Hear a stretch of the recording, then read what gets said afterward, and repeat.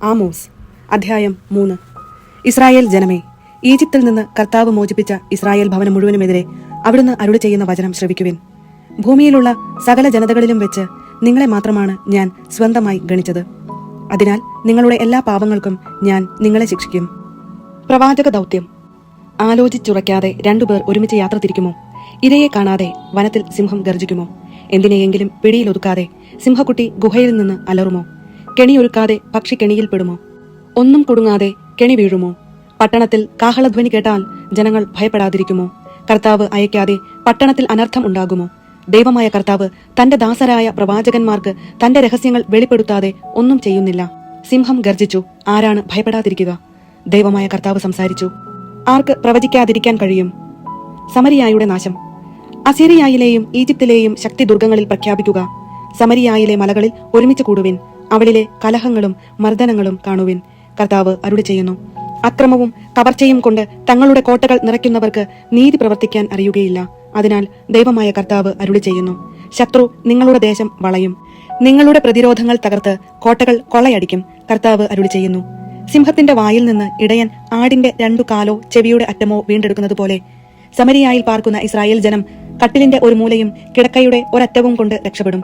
ദൈവമായ കർത്താവ് സൈന്യങ്ങളുടെ ദൈവം അരുളി ചെയ്യുന്നു, നിങ്ങൾ കേട്ട് യാക്കോബിന്റെ ഭവനത്തിനെതിരെ സാക്ഷ്യപ്പെടുത്തുവിൻ.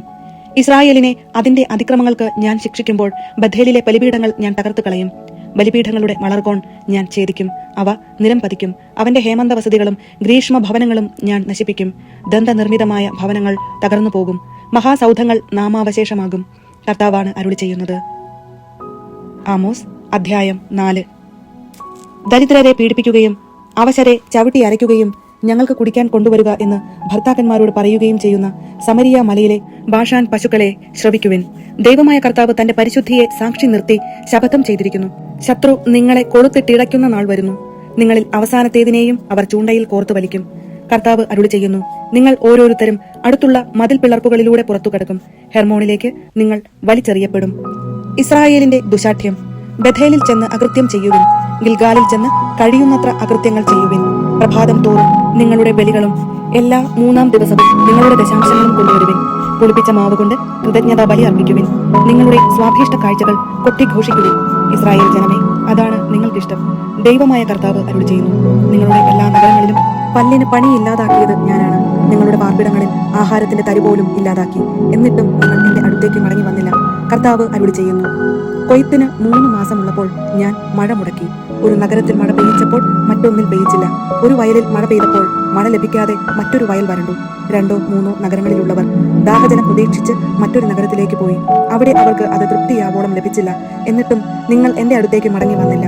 കർത്താവ് അരുളി ചെയ്യുന്നു, സസ്യങ്ങളെ ഉണക്കുന്ന കാറ്റുവീഴ്ച കൊണ്ടും പൂപ്പൽ രോഗങ്ങൾ കൊണ്ടും നിങ്ങളെ ഞാൻ പ്രഹരിച്ചു. തോട്ടങ്ങളും മുന്തിരിത്തോപ്പുകളും ഞാൻ ഫലശൂന്യമാക്കി. അത്തിവൃക്ഷങ്ങളും ഒലിവു മരങ്ങളും വെട്ടുകിളികൾ നശിപ്പിച്ചു.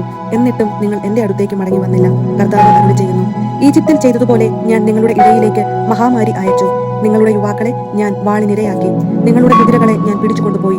പാളയങ്ങളിലെ ദുർഗന്ധം കൊണ്ട് നിങ്ങളുടെ നാസികകൾ ഞാൻ നിറച്ചു. എന്നിട്ടും നിങ്ങൾ എന്റെ അടുത്തേക്ക് മടങ്ങി വന്നില്ല. കർത്താവ് അരുളി ചെയ്യുന്നു, സോദോമിനെയും ഗൊമോറായെയും ഞാൻ നശിപ്പിച്ചതുപോലെ നിങ്ങളിൽ ചിലരെയും ഞാൻ നശിപ്പിച്ചു. കത്തുന്ന തീയിൽ നിന്ന് വലിച്ചെടുത്ത കമ്പുകൾ പോലെ ആയിരുന്നു നിങ്ങൾ. എന്നിട്ടും നിങ്ങൾ എന്റെ അടുത്തേക്ക് മടങ്ങി വന്നില്ല.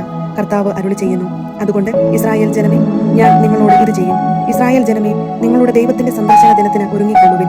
മലകൾക്ക് രൂപം നൽകുകയും കാറ്റിനെ സൃഷ്ടിക്കുകയും മനുഷ്യന് തന്റെ ചിന്ത വെളിപ്പെടുത്തുകയും പ്രഭാതത്തെ അന്ധകാരമാക്കുകയും ഭൂമിയുടെ ഉന്നത തലങ്ങളിൽ സഞ്ചരിക്കുകയും ചെയ്യുന്ന ഒരുവനുണ്ട്.